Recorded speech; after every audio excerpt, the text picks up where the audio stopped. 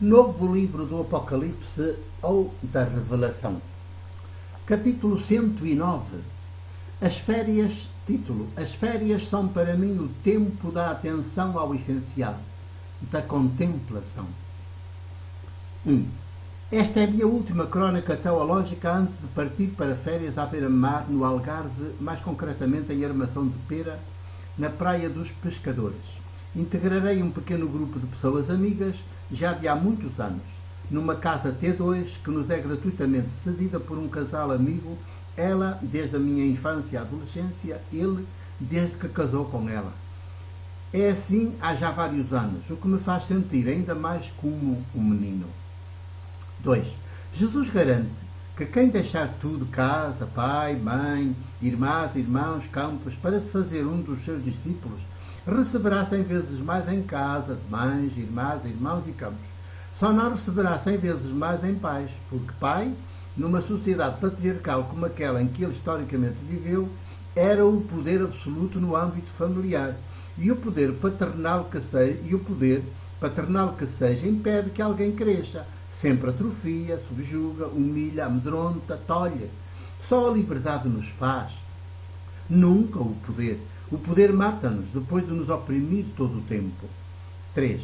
Nasci e cresci pobre, longe da riqueza acumulada e concentrada e longe do poder.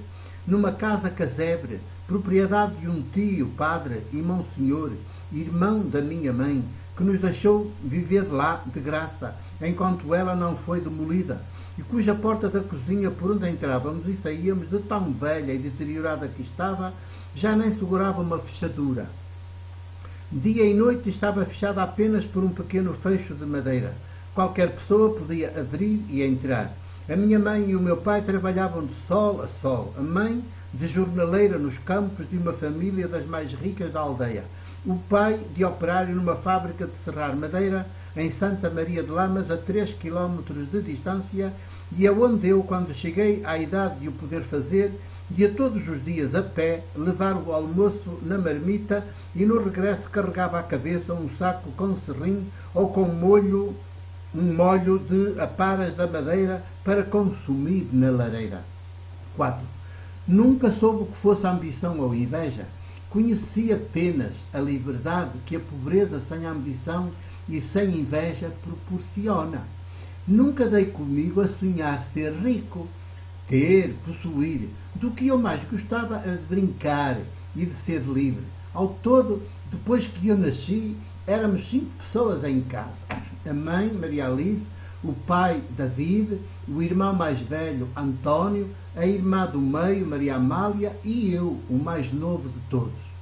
Também o mais livre, o mais rebelde, o mais subversivo, o mais surpreendente nos gostos que tinha, nas escolhas que fazia e nas decisões que tomava, o mais inesperado, o mais brincalhão, também o mais meigo, o mais disponível, o mais prestável, o mais pronto a fazer o que fosse preciso, até esfregar de joelhos e com uma escova manual e sabão amarelo o chão da velha cozinha. 5.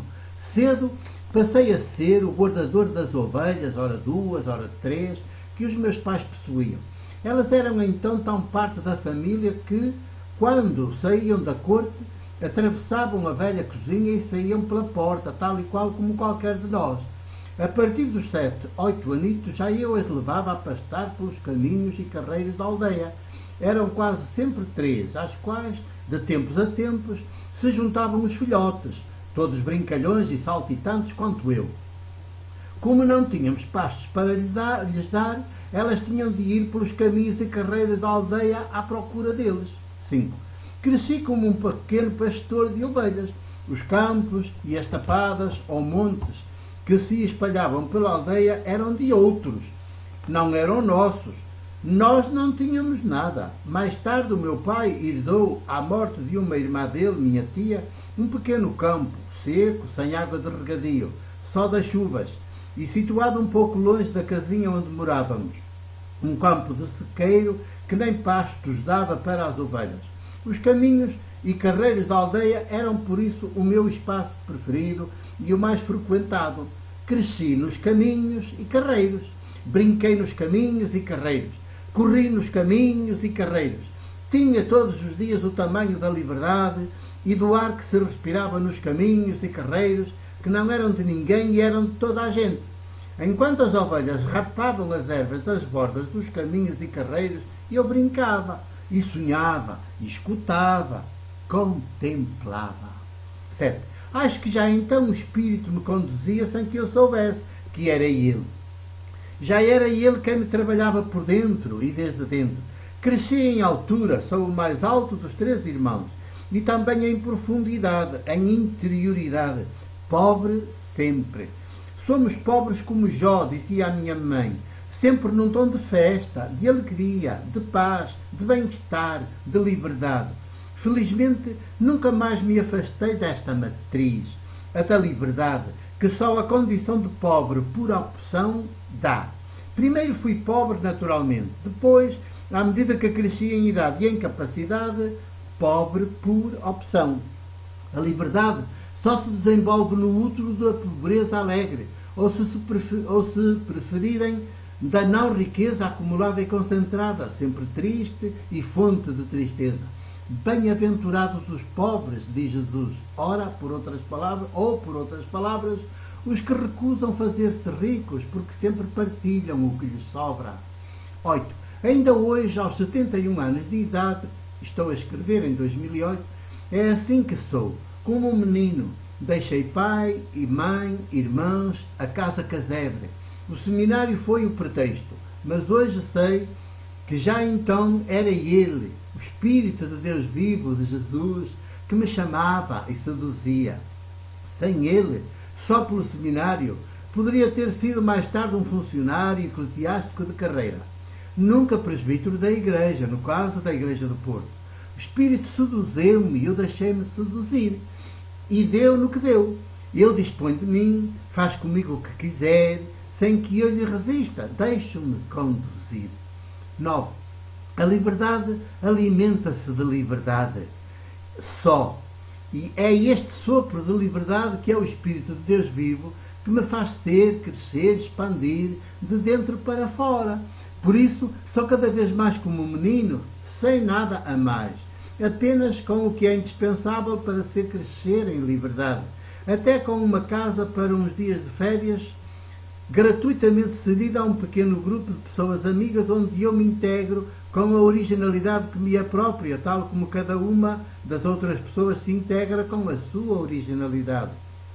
E na mais completa gratuidade. 10.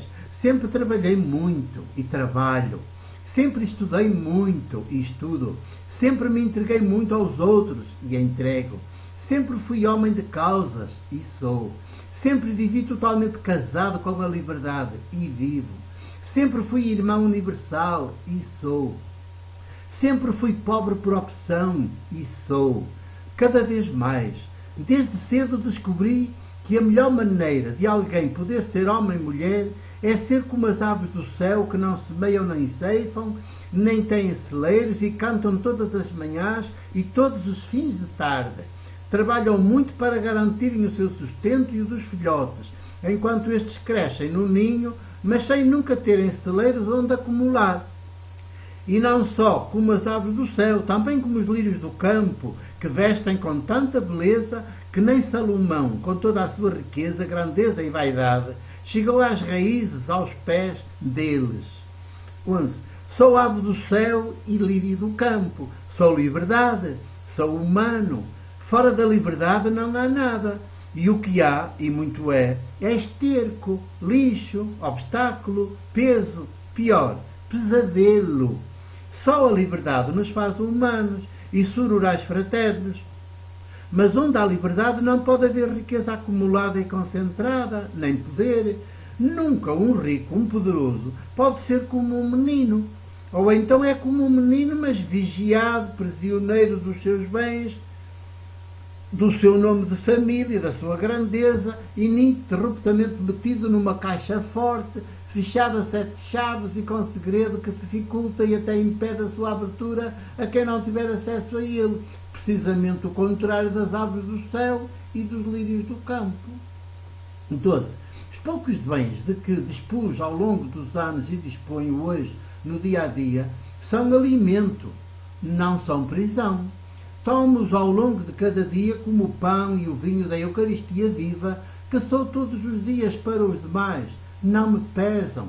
São asas que me fazem voar, chegar aonde é preciso, lá aonde a liberdade me leva. O amor aos demais me convoca.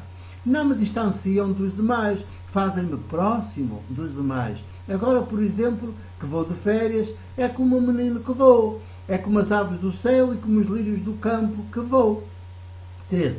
Viverei nestes dias ainda mais mergulhado no essencial, ativamente contemplativo.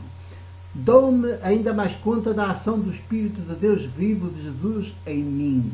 À semelhança da mulher grávida, já no fim do tempo, que dá conta momento a momento do fruto das suas entranhas a mexer dentro dela, num enamoramento único e irrepetível, que faz com que tudo mais seja secundário, dispensável.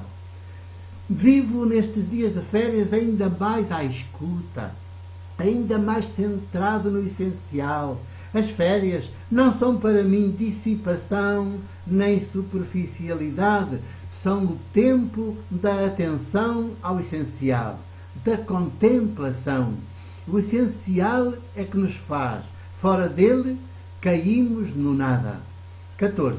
Viverei com as pessoas e com a natureza, mas sempre com os pés e a cabeça e todo o corpo no essencial. Despojado, pobre, descontraído, desarmado, livre, como as aves do céu, como os lírios do campo, como um menino, a crescer ininterruptamente no ser, até que chega a hora, a minha hora, de ser plenamente e para sempre no ser que um dia me chamou e me beijou com o seu sopro de liberdade e de amor, naquele mesmo instante em que os meus pais, a minha mãe e o meu pai, como uma só carne, me conceberam e eu aconteci, único e irrepetível. 15. Experimentem viver também, mergulhados todos os dias nestas águas profundas, neste sopro de liberdade, nesta paz que tudo transforma e recria, neste mistério que se nos desvenda e revela à medida que mergulhamos mais e mais nele. Nunca mais serão capazes de gostar da superficialidade, da banalidade, do poder, da riqueza acumulada e concentrada. Serão como as aves do céu e como os lírios do campo, como um menino, como uma menina. Serão liberdade. Serão o que serão naquele que é e ininterruptamente nos faz. 2008, julho 11. Com muita emoção, o meu abraço e o meu beijo de presbítero da Igreja do Porto.